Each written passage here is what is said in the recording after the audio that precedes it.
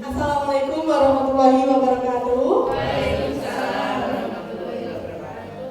Terima kasih Bapak Ibu atas waktunya telah meluangkan hadir dengan kerelaan hati dengan ikhlas mau mendengarkan saya dalam acara diseminasi pengimplementasian budaya positif di SMA Negeri 3 Ponorogo. Ya Bapak Ibu, diseminasi ini adalah penyebar luasan atas materi yang telah saya dapatkan di program guru penggerak angkatan 9. Oke, sebelumnya karena cuacanya sangat panas dan biar hati kita adem, kita mulai acara hari ini dengan terlebih dahulu berdoa nih Bapak Ibu. Berdoa menurut agama dan kepercayaan masing-masing, berdoa dimulai.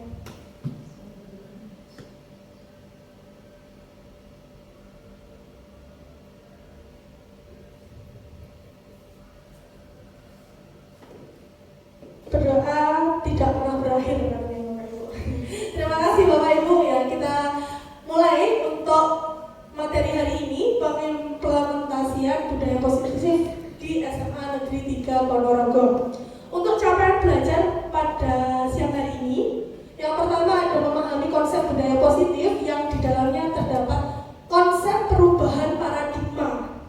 Ada disiplin positif, nilai-nilai kebajikan, kebutuhan dasar manusia, motivasi perilaku manusia, posisi kontrol guru, ada keyakinan kelas, dan segitiga restitusi.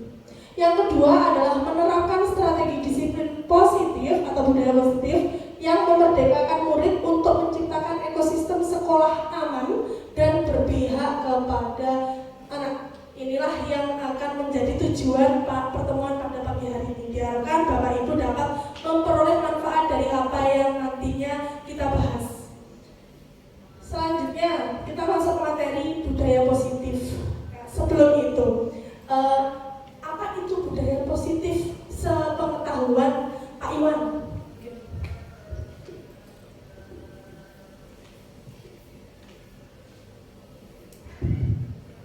Assalamualaikum warahmatullahi wabarakatuh. Budaya positif, kalau menurut saya budaya positif itu budaya yang selalu benar atau yang selalu positif, yang mungkin kesannya itu baik, tidak buruk. Nah itu saja. Terima kasih Pak Iwan. Oke, mungkin ada jawaban lain budaya positif kalau menurut Bu Sri Mulansi? Assalamualaikum warahmatullahi wabarakatuh. Waalaikumsalam warahmatullahi wabarakatuh. Kalau menurut saya budaya positif itu budaya yang sering dilakukan oleh masyarakat yang baik-baik saja, itu tidak menyimpan dari yang tidak disenangi oleh masyarakat. Oke, terima kasih Bu. Tepuk tangan untuk kita semua ya Bapak Ibu. Yang disampaikan Pak Iwan dan Bu Sri tadi benar. Ya, budaya positif pastinya berkaitan dengan nilai-nilai yang kita yakini sebagai budi luhur atau nilai yang baik. Ya, yang sudah membudaya, artinya bukan hanya tertulis, bukan hanya dilisankan, tapi sudah ada dalam benak kita. Ya, betul. Oke, itulah budaya positif. Di sini disebutkan bahwa budaya positif merupakan perwujudan dari nilai-nilai atau keyakinan universal yang diterapkan di sekolah. Untuk menciptakan budaya yang positif di sekolah, guru hendaklah mampu menjalankan perannya dalam menciptakan pembelajaran yang nyaman dan menyenangkan di sekolah. Budaya positif dapat mendorong murid untuk mampu berpikir dan sebagai proses memerdekakan dirinya sehingga murid lebih mandiri dan bertanggung jawab. Ini tujuan-tujuan dari budaya positif Bapak Ibu. Jadi kita membudayakan sesuatu yang bersifat baik untuk mewujudkan mandiri dan bertanggung jawab. Tentunya dengan berlandaskan yang kita sebut sekarang sebagai profil pelajar Pancasila dalam kurikulum merdeka. Oke. Selanjutnya Bapak Ibu, di sini ada beberapa konsep yang harus kita pahami terkait dengan budaya positif. Yang pertama, ada perubahan paradigma belajar, kemudian disiplin positif, ada nilai-nilai kebajikan, kebutuhan dasar manusia, motivasi perilaku manusia, posisi kontrol guru, keyakinan kelas, dan segitiga restitusi. Mungkin ada beberapa Bapak Ibu yang mendengarnya masih baru ya beberapa kata-kata ini. Mungkin nanti kita pelajari bersama Bapak Ibu. Ya, sekarang Bapak Ibu. Sekarang saya minta Bapak Ibu untuk berdiri. Minta tolong Bapak Ibu berdiri. Ini berapa orang ya? Oh ya, bulan ini nanti dengan Bapak Ibu ya, atau dengan saya juga. Secara berpasangan Bapak Ibu bisa berhadapan-hadapan. Nah.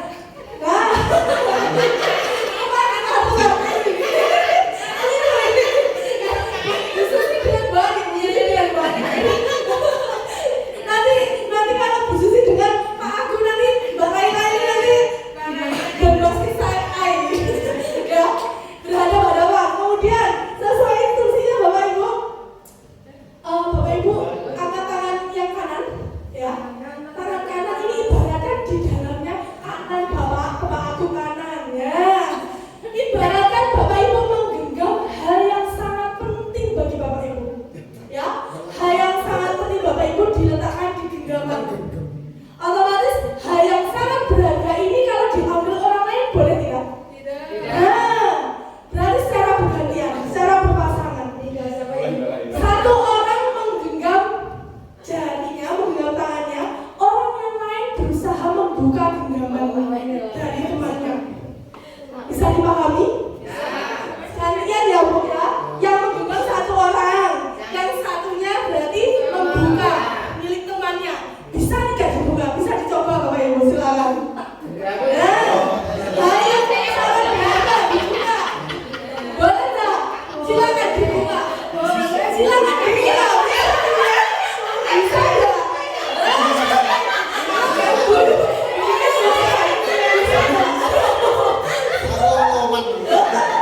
Oke, kita lihat Bapak Ibu, yang berhasil terbuka siapa? Saya mau bertanya kepada Pak Agung. Kenapa kok Pak Agung rela membuka tangannya untuk Pak Wakil ini? Kan pribadi saya itu teman sejawat. Karena yang meminta adalah Bapak Wakil. kalau orang lain Belum tentu. Kalau yang minta balai lah. Karena belum bisa belum kenal dengan siapa yang meminta. Oke. Kalau ini yang sudah kenal. Oke, tepuk tangan untuk Pak Agung. Sekarang yang tidak bisa terbuka, monggo Bapak Ibu duduk, silakan duduk, boleh. Yang tidak bisa terbuka siapa? Oh, Pak Iman. Pak Iman, tadi membuka miliknya Pak Adi. Oh, Pak Adi, tidak bisa terbuka. Yang membuka siapa ini jadi yang betul? Oh iya, berhasil membuka atau betul? Kenapa tidak berhasil kira-kira Pak Adi?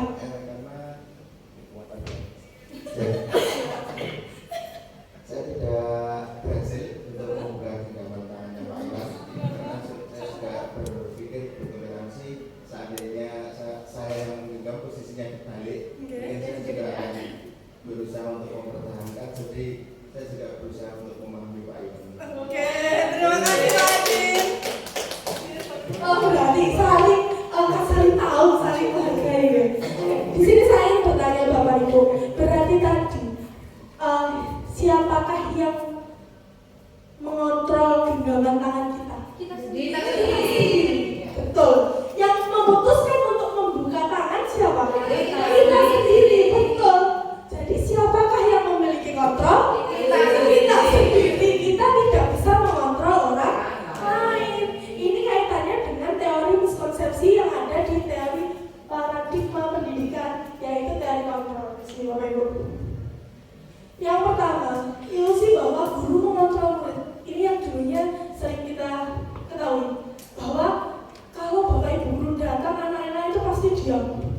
pasti bisa kita kontrol gitu ya. Itu yang sebenarnya salah Bapak Ibu ya. Jadi kita tidak bisa mengontrol murid, bahwa murid itu punya keputusan sendiri mau manut atau mau tidak manut gitu. Kemudian ada miskonsepsi lagi terkait dengan bahwa semua penguatan positif efektif dan bermanfaat. Ini kaitannya dengan penghargaan, ya. Penghargaan itu kalau kita berikan itu biasanya kepada siapa sih? Orang yang kita cinta, orang yang mempunyai nilai prestasi, betul. Nah, di sini kaitannya dengan itu bahwa penghargaan itu tidak selamanya efektif, teman-teman. Jadi ada teori penghargaan yang mengatakan bahwa penghargaan itu adalah sebuah hukuman. Saya juga dulunya kalau dapat penghargaan itu wah gitu ya. Tapi ternyata ada sebuah teori yang mengatakan demikian. Kenapa Bapak Ibu? Karena anak yang kita beri penghargaan, ketika anak itu kita beri penghargaan secara terus-menerus, dia dapat mempertahankan prestasinya. Suatu saat anak itu tidak mendapatkan penghargaan, pasti sangat kecewa. Dan itu bisa saja mengedorkan anak. Itu jadi tidak selamanya penghargaan itu bersifat efektif. Ada jangka panjang dan ada jangka pendeknya. Itu terkait dengan penghargaan. Kemudian ada ilusi bahwa kritik dan membuat rasa bersalah mampu menguatkan karakter. Ini juga kalau kita menyalahkan anak, membuat rasa bersalah anak, belum tentu anak itu akan berubah. Ya, malah berarti kreak berarti. Kemudian ada ilusi bahwa orang dewasa berhak memaksa. Ini ilusi, miskonsepsi bahwa kita sebagai orang dewasa itu sebenarnya tidak punya hak untuk memaksa. Itu yang harus kita pahami terkait dengan teori kontrol. Kemudian Bapak Ibu di sini, paradigma perubahan belajar itu terkait dengan perubahan dari teorinya stimulus respons tentang dunia, kemudian kita ubah menjadi teori kontrol tentang dunia. Ya. Bahwa kita menyadari bahwa realitas atau kebutuhan kita sama. Ini dulu kita memahami demikian. Jadi kita menyamakan anak. Anak itu bodoh, anak itu sama. Kita harus berubah bahwa sekarang realitas kebutuhan kita itu berbeda setiap manusia. Kemudian semua orang melihat hal yang sama. Di sini setiap orang memiliki gambaran berbeda tergantung dari sudut pandang manusia. Kemudian kita mencoba mengubah orang agar berpandangan sama dengan kita. Sebenarnya tidak bisa, bahwa kita harus berusaha memahami pandangan orang lain tentang dunia. Jadi kita tidak bisa memaksa. Perilaku buruk dilihat sebagai suatu kesalahan. Bahwa sekarang teorinya adalah semua perilaku memiliki tujuan. Jadi walaupun anak salah tadi, tetap memiliki tujuan. Kenapa anak bisa berbuat seperti itu? Pasti ada tujuannya. Kenapa anak tidur di kelas loh? Pasti ada tujuannya. Ngantuk ya udah, itu yang sering terjadi. Kemudian orang lain bisa mengontrol saya. Ini kaitannya dengan yang tadi. Semua hanya Anda yang bisa mengontrol diri Anda. Jangan mau dikontrol oleh orang lain. Kemudian saya bisa mengontrol orang lain. Anda tidak bisa mengontrol orang lain. Pemaksaan ada pada saat bujukan gagal. Ketika kita sudah membujuk, ngelus, ngereh, gagal, pasti muangkel. Dan akhirnya kita sebagai penghukum, itu dulunya. Kalau sekarang, kalau bujukan gagal, kita harus melakukan ini Bapak Ibu. Kolaborasi dan konsensus, menciptakan pilihan-pilihan baru. Ya. Jadi berkolaborasi dengan orang lain untuk memecahkan suatu permasalahan. Yang terakhir, model berpikir menang kalah. Kalau sekarang model berpikir menang. Jadi dalam kesalahan itu kita tidak bisa menang dari anak. Jadi kita harus membuat anak itu juga menang. Selanjutnya terkait dengan disiplin positif. Disiplin positif adalah suatu pendekatan untuk menerapkan disiplin diri pada anak sehingga mereka bisa berperilaku mengacu pada nilai-nilai kebajikan yang universal dan memiliki motivasi intrinsik, bukan ekstrinsik. Upaya penerapan disiplin tanpa ada ancaman atau hukuman. Nih, kalau zaman dulu untuk mendisiplinkan anak biasanya bagaimana? Dihukum. Ya, anak terlambat kalau dulu diapakan dulu? Dinutuk atau penggaris panjang, gitu ya.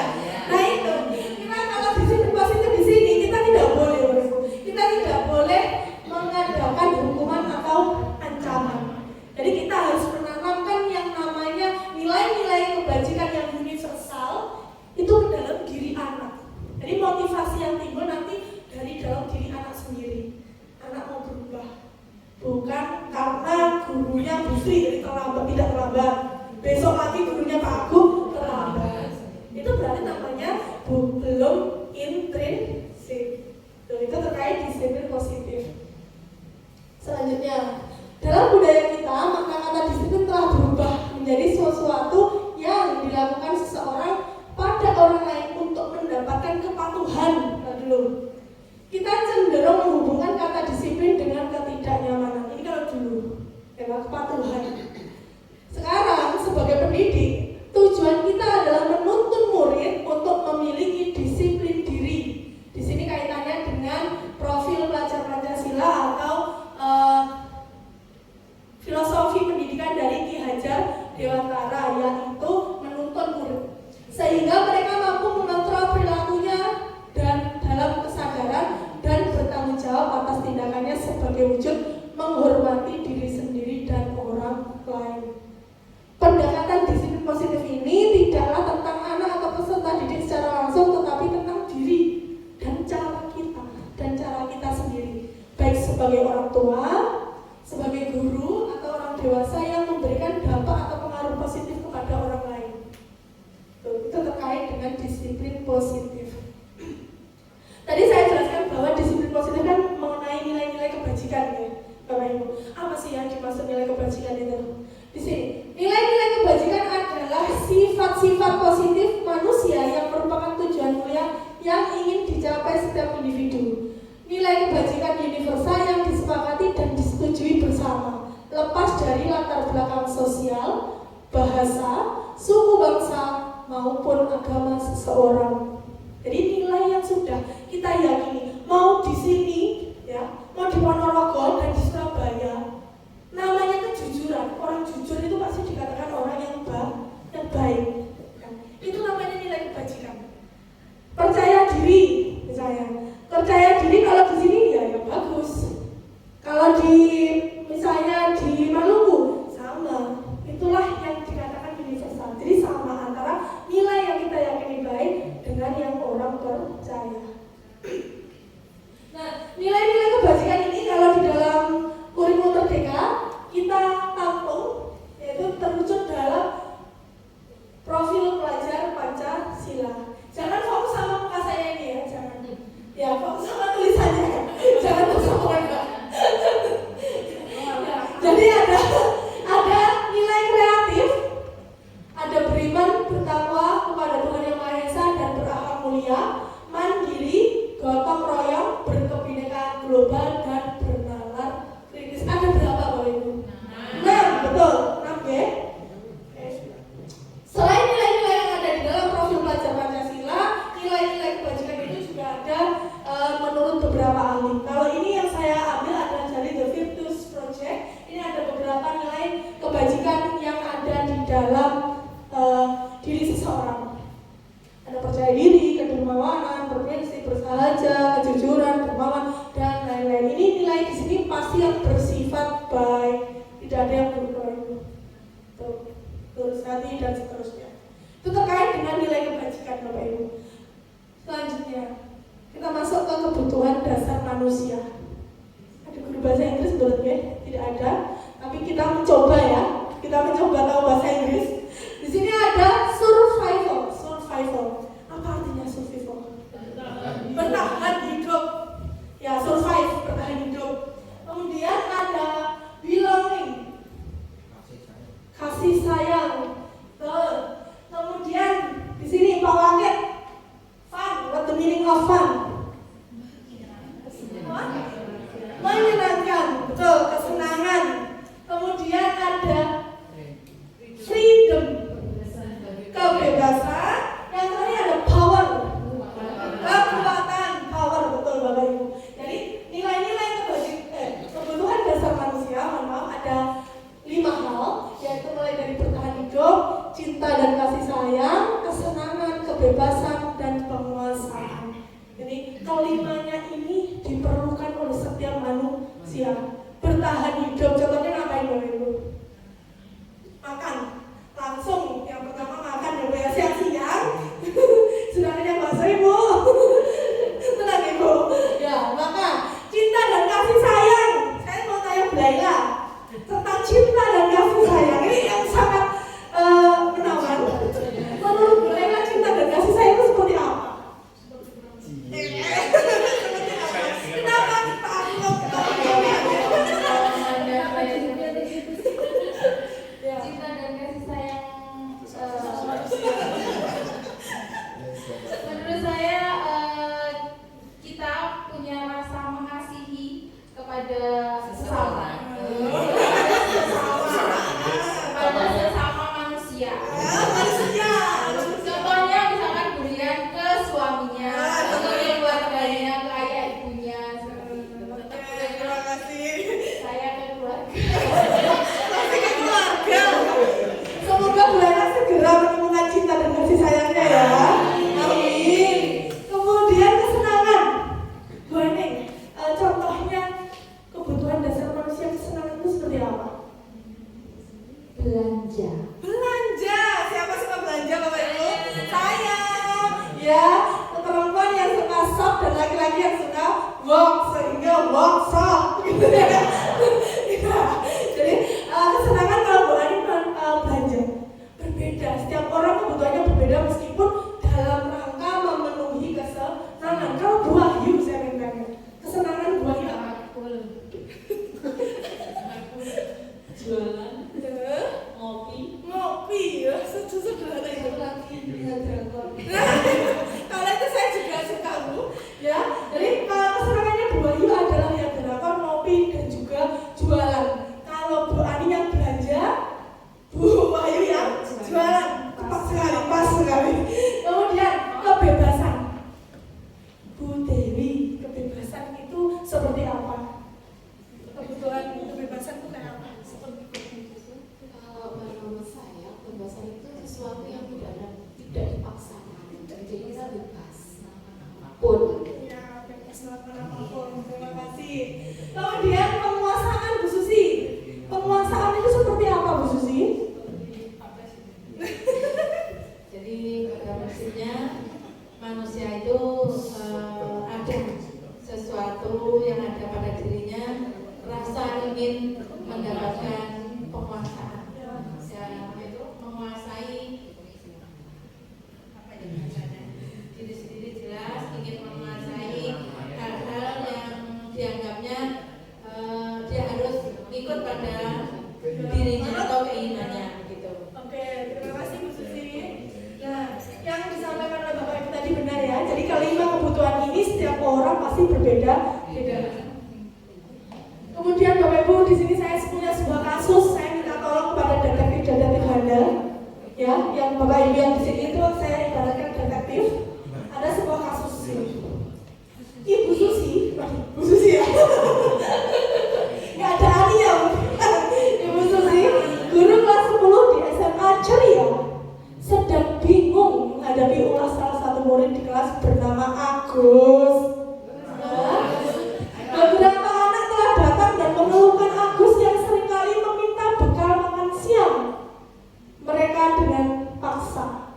Jika Anda menghadapi situasi seperti Bu Susi, apa yang akan Anda lakukan? Menurut Anda, kira-kira apa alasan Agus melakukan itu ya? Bu Yuni, gimana Bu Dewi?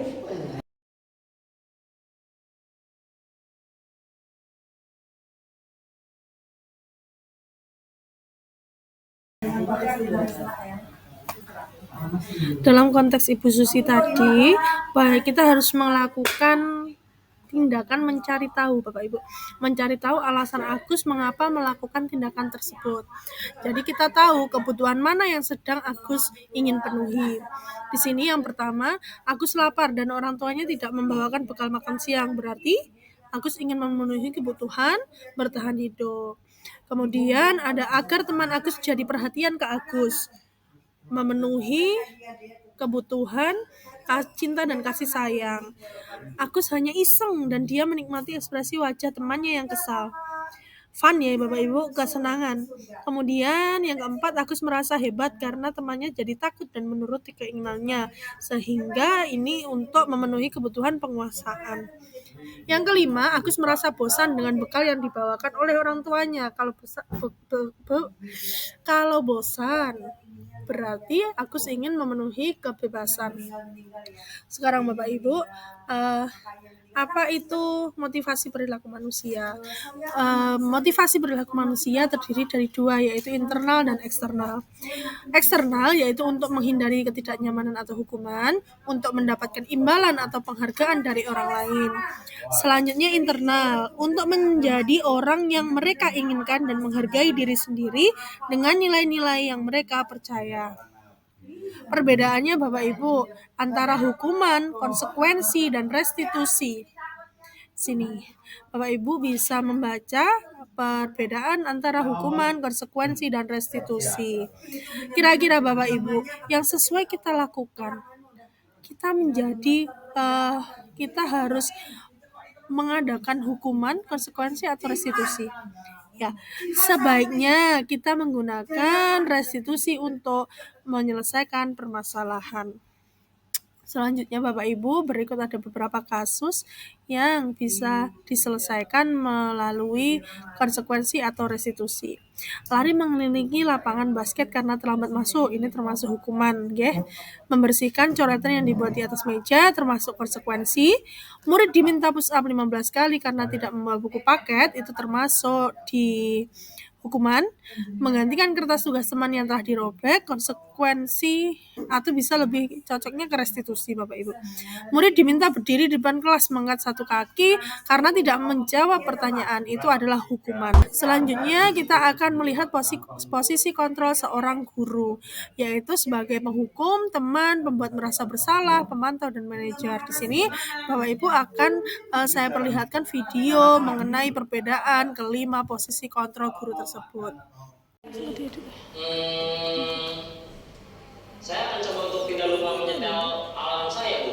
Baik, kalau kalian lupa menyetel alarm di rumah, ada orang yang kira-kira bisa bantu mengingatkan tidak? Kamu ya? Kira-kira akan mulai setel alarm kapan kalian? Setelah pulang sekolah, akan segera saya lakukan. Baik, jadi Naren akan setel alarm untuk bangun besok pagi dan akan diingatkan oleh kakak dari Ibunda Naren ya. Ada lagi yang mungkin perlu dilakukan Naren agar tidak terlambat bangun lagi? Tidak ada, Bu. Baik Naren, terima kasih untuk kerjasama kamu. Sekarang kamu perlu kembali ke kelas untuk belajar. Baik, Bu. Terima kasih. Oke, yang terakhir Bapak Ibu, termasuk posisi kontrol apa? Manajer. Jadi diharapkan kita yang terakhir ini Bapak Ibu. Yang terakhir ini yang diharapkan menjadi posisi kita sebagai manajer. Kita bukan sebagai penghukum, kita bukan sebagai pembuat merasa bersalah, bukan sebagai teman, dan bukan sebagai pemantau. Oke, kita lanjutkan.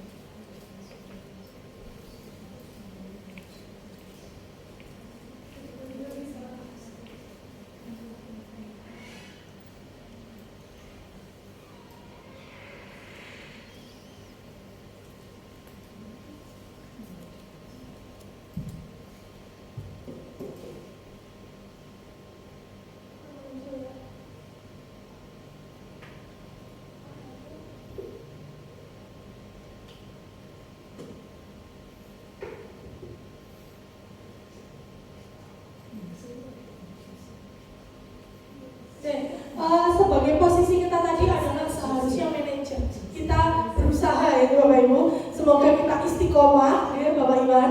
Semoga kita istiqomah menjadi Bapak Guru yang manajer. Kemudian, mengapa harus ada keyakinan kelas? Terkait dengan posisi kita Bapak Ibu, kita harus ada yang namanya menumbuhkan keyakinan kelas, bukan peraturan. Mengapa harus keyakinan kelas? Mengapa tidak peraturan kelas saja? Kalau peraturan, biasanya yang buat siapa? Yang buat peraturan sekolah itu siapa? Lembaga ya Bapak Ibu. Nah, bedanya di situ Ibu.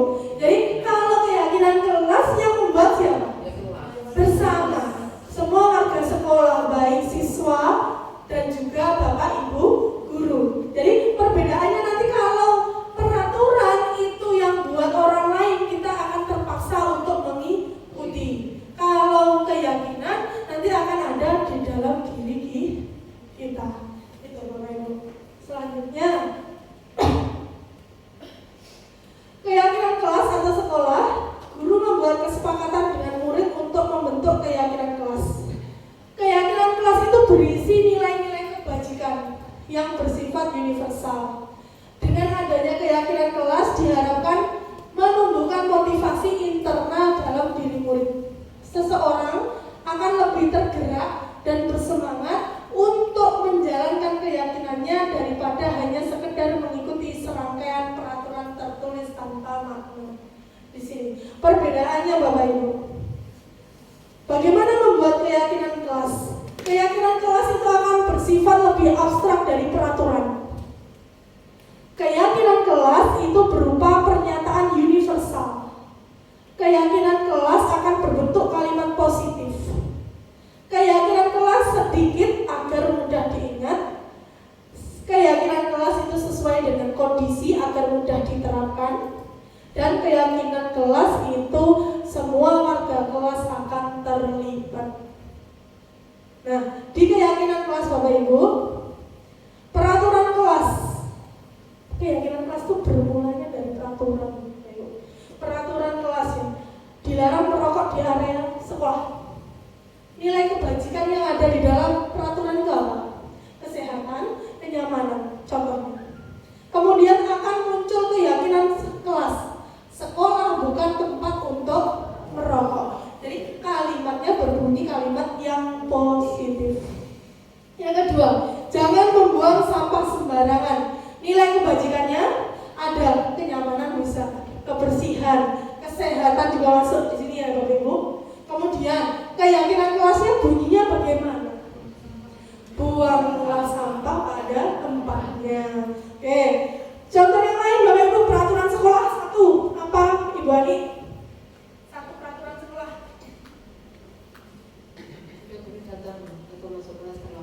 Oke, tidak boleh datang atau masuk sekolah terlambat. Nilai kebajikannya apa? Disiplin. Kemudian atau keyakinan kelasnya apa? Bunyinya gimana?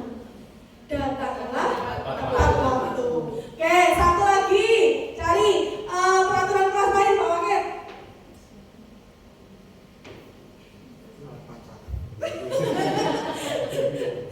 Tidak boleh pacaran di dalam kelas. Tidak boleh membawa senjata tajam. Oh, tidak boleh membawa senjata tajam di sekolah. Nilai kebajikannya apa?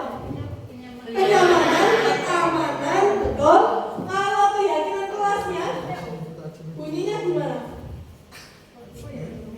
Kalau tidak boleh membawa senjata tajam. Kalau janganlah nggak boleh. Kita harus kalimatnya positif. Kira-kira gimana?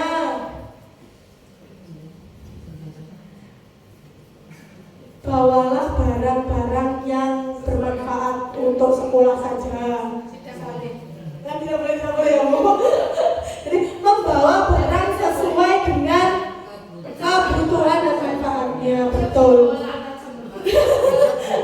Untuk buat apa aku?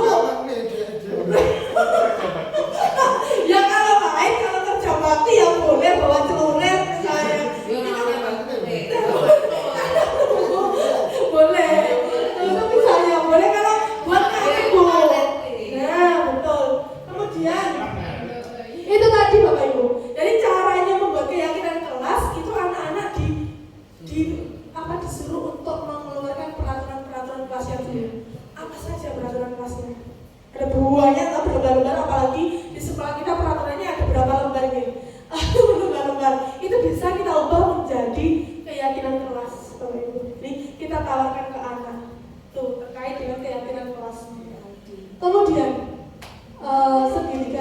Bapak Ibu, segitiga restitusi ini adalah cara kita menyelesaikan masalah. Sebagai manajer tadi, diharapkan kita menyelesaikan permasalahan dengan anak itu menggunakan segitiga restitusi. Dalam segitiga restitusi ada 3 tahapan. Yang pertama, menstabilkan identitas. Yang kedua, validasi tindakan yang salah. Yang ketiga, menanyakan keyakinan.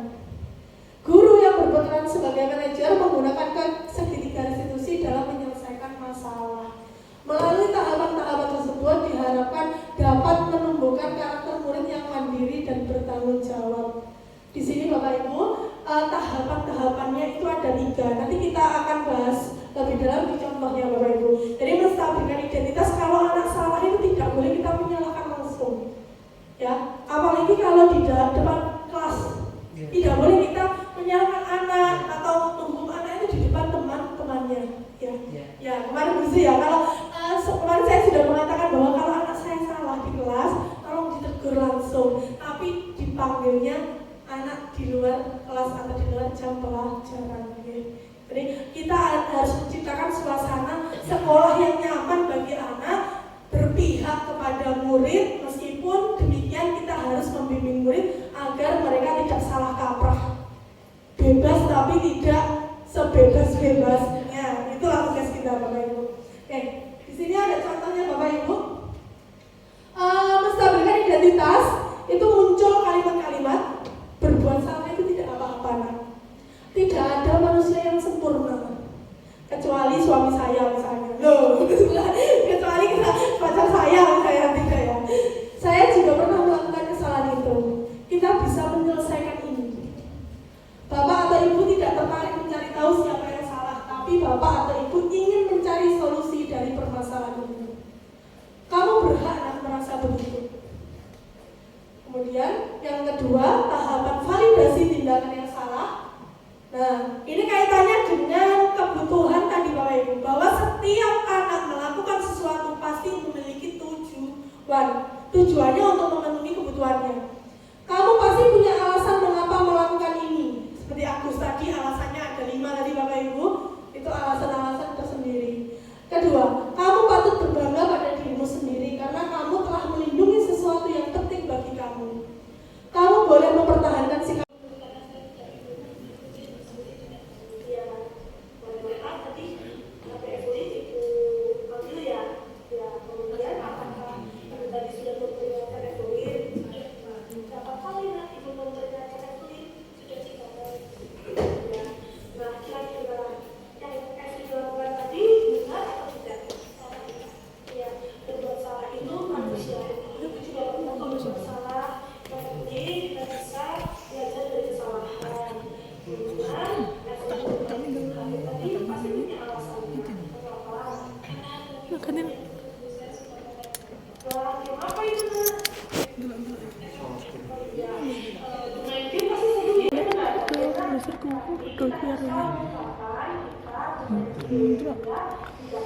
Merasa bersalah.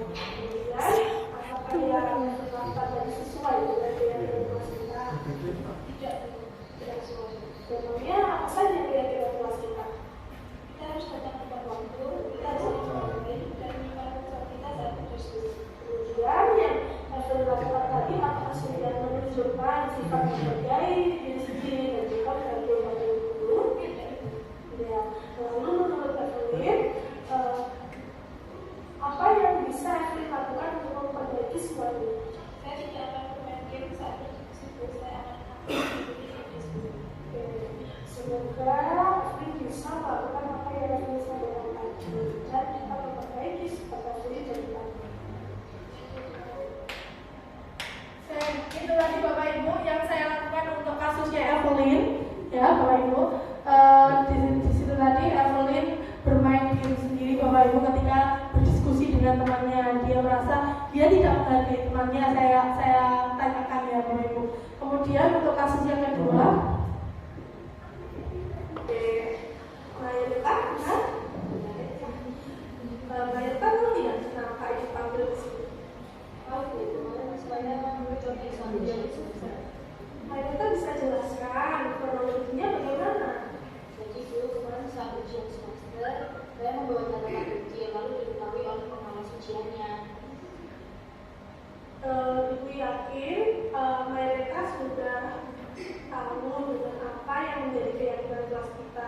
Kalau mencontek berarti itu perbuatan yang benar atau salah? Yang salah, saya mengakui dan saya minta maaf. Ya, tidak ada manusia yang sempurna, tidak ada siswa yang sempurna. Jadi semua orang itu pernah melakukan kesalahan. Yang penting kita bisa mengambil pelajaran dari kesalahan, mengaku kesalahan kita. Kemudian sekarang kenapa kita sampai bisa mencontek? Itu kan saya sudah belajar sebenarnya, tapi pelajarannya itu sangat sulit sekali, jadi pelajarannya tidak masuk ke otak saya. Oke, berarti tindakan yang dilakukan mereka benar atau salah? Ya, nilai kebajikan apa yang ada dalam yang mereka lakukan? Ya, mereka sudah buat. Kemudian, apakah yang mereka lakukan sesuai dengan keyakinan kita? Tidak. Lalu untuk kedepannya apa yang akan mereka lakukan? Saya akan belajar lebih lagi dulu, dan bila saya tidak paham, saya akan bertanya kepada guru. Oke, Ibu yakin Bapak Ibu pasti siap untuk membantu mereka memahami materi yang belum mereka pahami, ya. Kemudian apa yang mereka lakukan untuk memperbaiki nilai mereka kemarin? Saya akan tentu saja akan belajar lebih lagi dan tidak akan mengerti lagi. Iya. Oke, Bapak Ibu, itu tadi yang telah saya lakukan pada Maireta dan juga kasusnya Evelyn, Bapak Ibu. Kemudian di sini saya juga akan memperlihatkan aksi nyata saya dalam membuat keyakinan kelas, Bapak Ibu, di sini.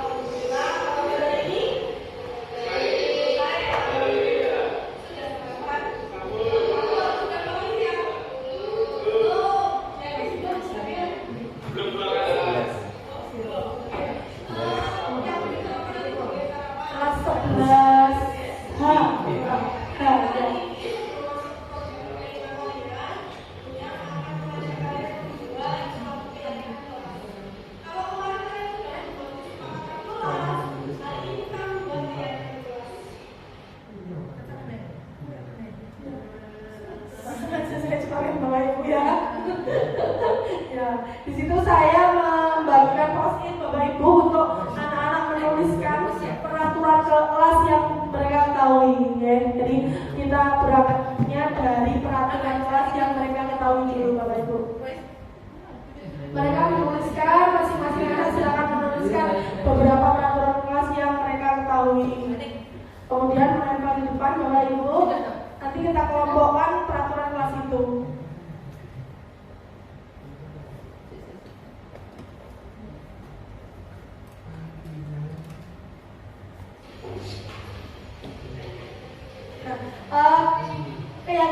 Peraturan kelas tadi sudah ditempelkan, Bapak Ibu. Kemudian anak akan mengelompokkannya.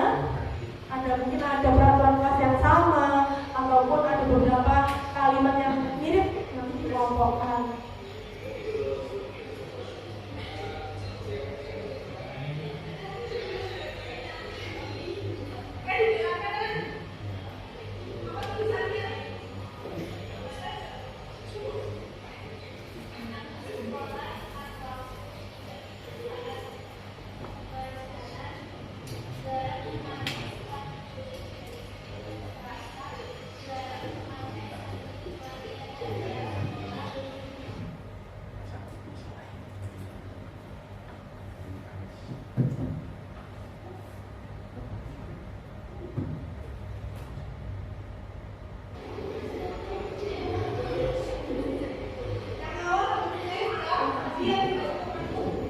Setelah anak-anak menuliskan, saya tuliskan di papan tulis Bapak Ibu itu adalah peraturan kelas yang sama, itu saya simbolkan, ya. Kemudian kita mengubah bersama, Bapak Ibu. Jadi dari peraturan kelas itu kita ubah dengan kalimat-kalimat yang positif yang mereka susun. Kemudian saya tuliskan di papan tulis Bapak Ibu.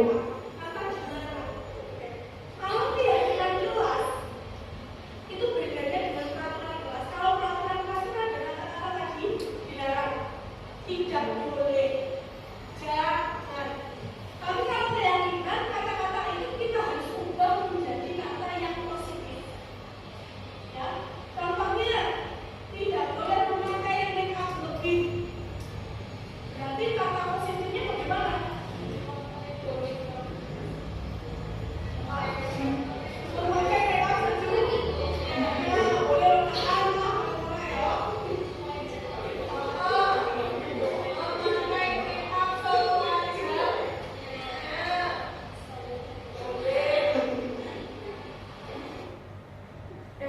itu jadi contohnya Bapak Ibu, ketika saya mengubah kalimat peraturan yang mereka tuliskan di post-it, kemudian kita ubah menjadi kalimat-kalimat positif, kita simpulkan dalam di papan tulis terlebih dahulu, kemudian kemarin saya menyuruh untuk sekretarisnya untuk membuat print out dari keyakinan kelas yang kita telah buat, dan juga mereka akan menandatanganinya kesepakatan kelas. Jadi keyakinan kelas ini diketahui oleh seluruh warga kelas dan juga disetujui bersama oleh seluruh warga kelas, Bapak Ibu.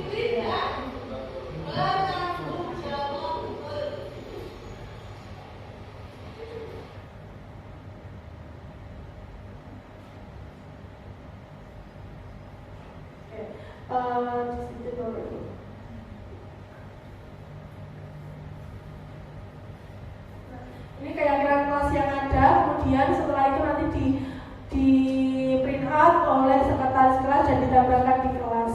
Jadi dari peraturan kelas itu kita wujudkan dalam kalimat positif dan juga kita tarik nilai-nilai kebajikan yang ada. Di sini ada data tepat waktu, nilai kebajikannya apa, disiplin dan bertanggung jawab. Memakai make up sewajarnya ini adalah perwujudan dari nilai kebajikan, disiplin dan keindahan. Kemudian ada memakai sepatu hitam hari Senin, Selasa dan Jumat, itu merupakan perwujudan dari nilai disiplin, Bapak Ibu. Kemudian sampai seterusnya sampai dimakanlah di luar jam pelajaran. Kemarin kesepakatannya makan dan minum ini jadi ayat-ayat, Bapak Ibu. Boleh Bu, boleh minum ya Bu? Ya akhirnya boleh ya Bapak Ibu. Kita kalau minum kan ya boleh lagi ya, minum itu boleh. Yang namanya makan yang tidak boleh di saat jam pelajaran gitu Bapak Ibu. Itu terkait dengan nilai kebajikan yaitu kesopanan, Bapak Ibu. Oke. Mungkin dari ini Bapak Ibu ada yang ingin bertanya. Kita buka sesi tanya jawab dulu. Ada yang ingin bertanya? Ya, silakan Bu Wahyu. Terima kasih kesempatannya, dia menarik sekali untuk materi segitiga restitusi tadi, Ibu. Kalau untuk contohnya tadi memang langsung menemukan solusi dan anak kemungkinan tidak mengulanginya lagi. Nah, kedepannya ada anak misal terlambat terus lagi dan itu diulangi lagi sampai kalau orang tua juga sudah dipanggil langsung tetap demikian. Itu seperti apa? Terima kasih. Bagaimana peran segitiga restitusi itu tadi? Terima kasih. Terima kasih atas pertanyaannya Bapak Ibu. Memang secara teoritis kita harus menggunakan segitiga restitusi. Namanya berusaha ya, kita harus seyogyanya memakai tahapan-tahapan yang ada di segitiga restitusi. Mulai dari menstabilkan identitas, kemudian validasi tindakan yang salah, sampai dengan menanyakan keyakinan kelas. Nah, apabila kasus yang dikatakan oleh Ibu Wahyu tadi sebenarnya sudah seperti mendarah daging beberapa akut ya, sudah stadium akut itu ya. Jadi ada alat-alat khusus yang tentu penanganannya juga harus kita sendirikan, karena tadi kita belajar bahwa setiap anak itu memiliki tujuannya masing-masing. Setiap anak juga memiliki karakteristiknya masing-masing, sehingga kita sebagai pendidik harus bisa membedakan. Kita harus bersikap bagaimana kepada anak. Kalau dalam kasusnya tadi di segitiga restitusinya, kita tetap harus memulai dengan menstabilkan identitas. Ya, meskipun dia sudah berulang kali, Bapak Ibu, kita harus mulai dulu dari sini. Ya, kalaupun itu sudah terjadi beberapa kali sampai hanya dengan yang namanya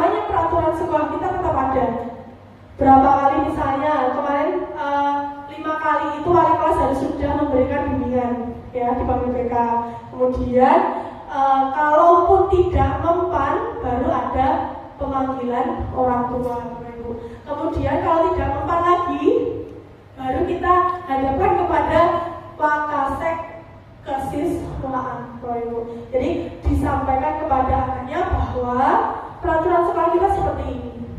Kemudian kita memulainya sebagai guru, sebagai wali kelas itu dengan kita menggunakan tahapan dari segitiga restitusi.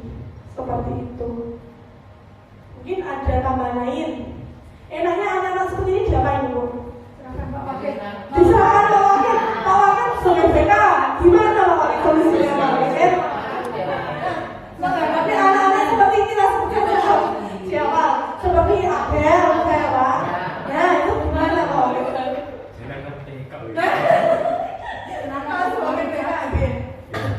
Terima kasih. Mungkin kalau kita menghadapi anak-anak seperti itu ya, seperti Abel tadi, terus banyak lagi, itu permasalahan sebenarnya hanya terlambat. Kalau dari saya sendiri itu kan kalau di BK itu menyikapi setiap anak itu mempunyai keberbedaan yang unik, jadi tidak bisa disamakan dengan yang lain.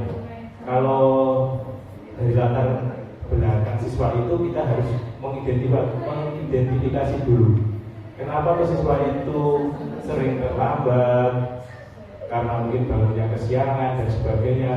Di rumah itu sebenarnya dia itu ada permasalahan apa, atau mungkin dia itu di rumah tidak terlalu diperhatikan sama orang tua dan sebagainya.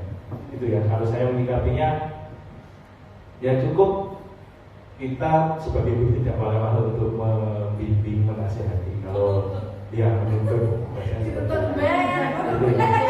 Wah, ini masa paling banyak gitu. Oke. Kalau tidak seperti itu. Boleh sekali monggo. Kita diskusi ya. Iya, yang saya tanyakan terkait dengan ini kan tadi yang pertama hukuman, terus yang kedua konsekuensi, dan yang ketiga adalah restitusi. Restitusi. Kalau menurut saya, yang saya tanyakan itu kebanyakan di sini, kalau pengalaman saya selama kurang lebih 1 tahun di sini, itu ketika ada beberapa siswa yang datang aduan dari Bapak Ibu guru, wali datang ke BK, 1, 2, 3 dipanggil, tidak ada perubahan, misalnya hanya kita menasihati saja, pasti ada konsekuensi. Dan itu untuk tahap berikutnya setelah konsekuensi, misalkan nanti kalau nggak mengulangi kamu harus pilih misalkan mundur dari sini atau mungkin keluar seperti itu. Itu yang saya tanyakan gimana nanti untuk tahap selanjutnya untuk menjadi restitusi. Ya itu. Terima kasih Pak Wakil atas pertanyaannya. Sebenarnya Pak Wakil, tanpa disadari itu sebenarnya restitusi itu sudah masuk dalam diri kita. Ya, saya yakin Bapak Ibu itu pernah melakukan restitusi ini. Jadi di tahap restitusi ini sebenarnya kita menanyakan keyakinannya ke anak. Kalau kamu terlambat seperti ini, ya, terus-menerus, kira-kira baik tidak untuk kamu? Kita kembalikan lagi ke anak. Kemudian kamu sudah dipanggil oleh BK, kamu sudah didatangkan oleh orang tuamu di sekolah ke sekolah, sudah dihadapi oleh Wakasek, tapi tidak juga mempan. Mau bagaimana? Nah, kita kembalikan lagi Bapak ke anak. Anak itu maunya bagaimana? Jadi kita tanya. Itu tahapan restitusi. Ya, tahapan restitusinya seperti itu. Jadi tanya ke anak. Jadi anak itu baik Bu, saya tidak akan mengulanginya. Misalnya, ya kalau saya terlambat lagi berarti saya siap untuk mengundurkan diri misalnya seperti itu. Jadi penyelesaiannya itu antara dialog kita dengan anak, dan itu saya yakin Bapak Ibu semuanya sudah pernah melakukan restitusi ini. Ya kan? Tidak tahu kalau itu namanya restitusi. Betul. Jadi itulah Bapak Ibu yang dinamakan restitusi. Jadi kita bertanya ke anak cara penyelesaiannya seperti apa. Jagoin murid, ya. Jadi tidak langsung mentang-mentang kamu salah, marah, ya. Tidak serta-merta seperti marah.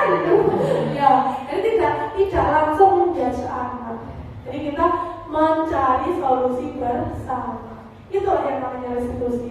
Jadi itu juga merupakan PR kita bersama Bapak Ibu, anak-anak seperti Abel, seperti Ivan, kemudian dan Radit dan lain-lain itu yang 10A. Ya, itu adalah PR kita bersama Bapak Ibu. Jadi kita tidak bisa membebankan itu pada wali kelas.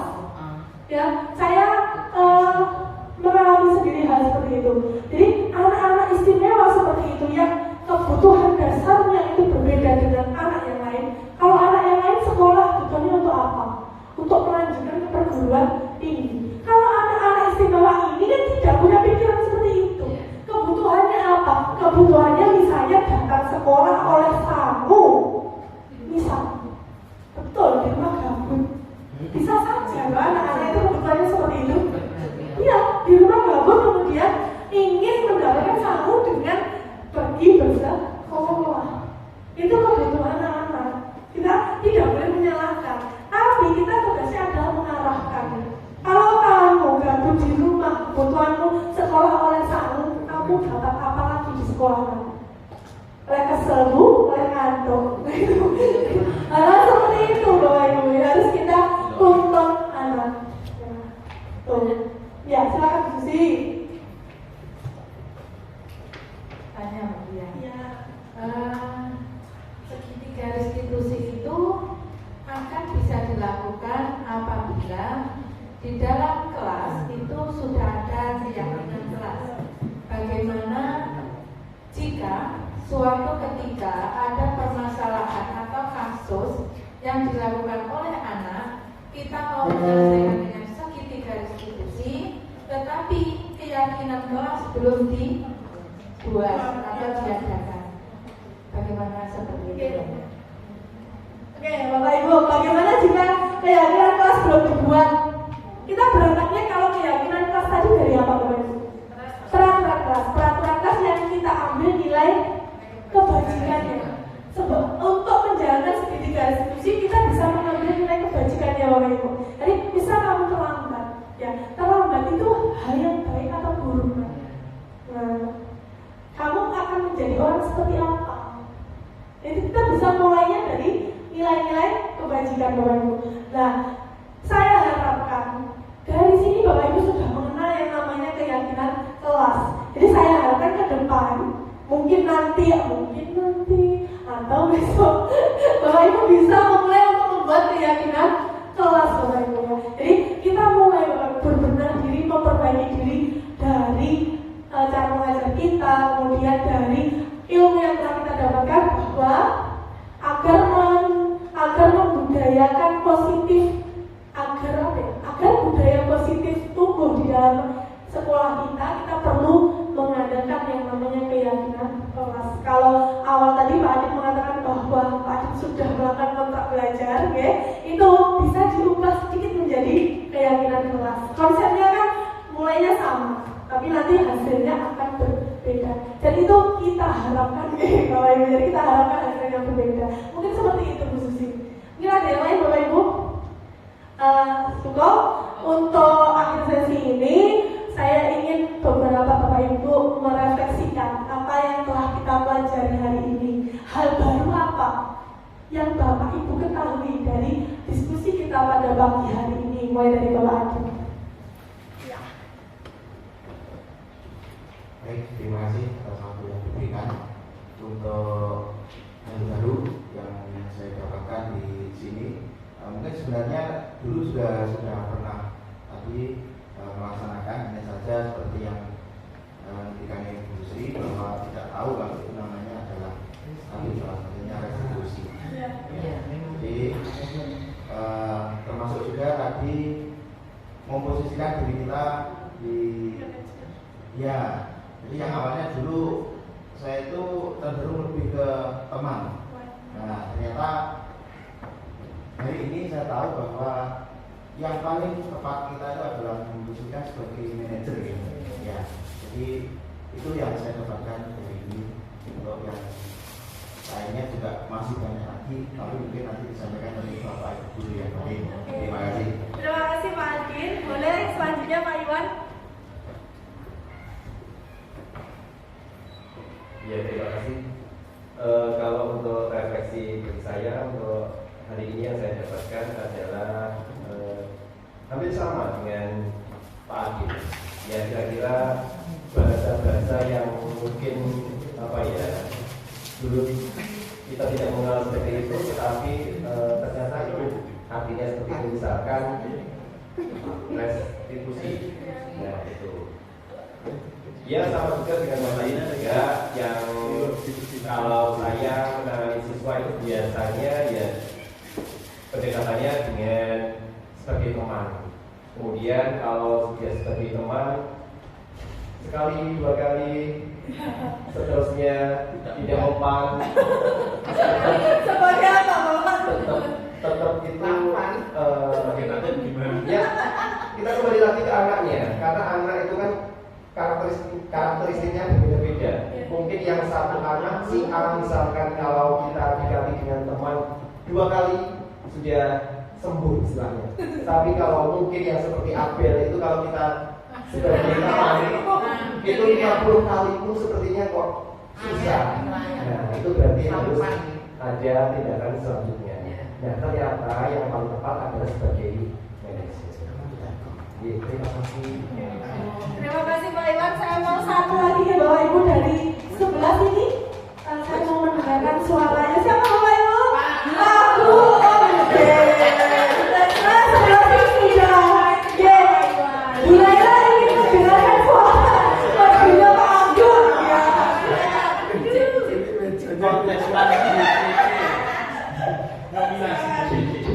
Oke, terima kasih. Referensi yang saya dapatkan setelah adanya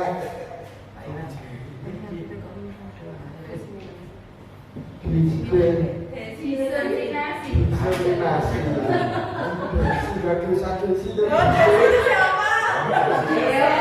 implementasian budaya positif di SMA Negeri 3 Ya, yang itu saya tahu karena memposisikan guru sebagai manajer. Nah, sedangkan selama ini yang saya terapkan itu kita sebagai teman.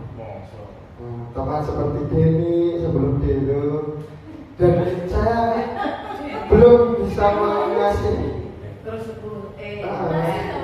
solusi karena ada peserta didik yang ada masalah seperti Aldi kemarin kan. Kemarin kan akhirnya terus keluar, Pak. Belum. Nah itu kan tidak pernah masuk sama sekali. Iya, tapi ketika di bahasa Jawa ini tidak ada. Nah cuma di-start terus dan itu ya kan ada di-start untuk mewakili bola, sepak bola.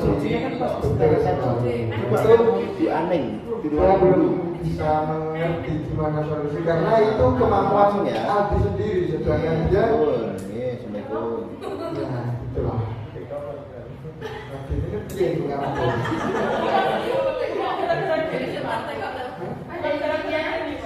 Bukan, kesimpulannya saya mau tanya. Itu, terima kasih dari saya. Assalamualaikum warahmatullahi wabarakatuh. Jadinya tanya apa menyimpulkan ini? Oke, terima kasih kesimpulan dari refleksi dari Bapak Agung ya, Bapak Ibu. Terima kasih telah mendengarkan suara saya yang keren ini, dan juga terima kasih Bapak Ibu sudah aktif dalam diskusi kita kali ini. Kemudian mohon maaf apabila selama saya berbicara ada salah kata Bapak Ibu. Kita tutup acara pada hari ini dengan membaca Alhamdulillah. Semoga Bapak Ibu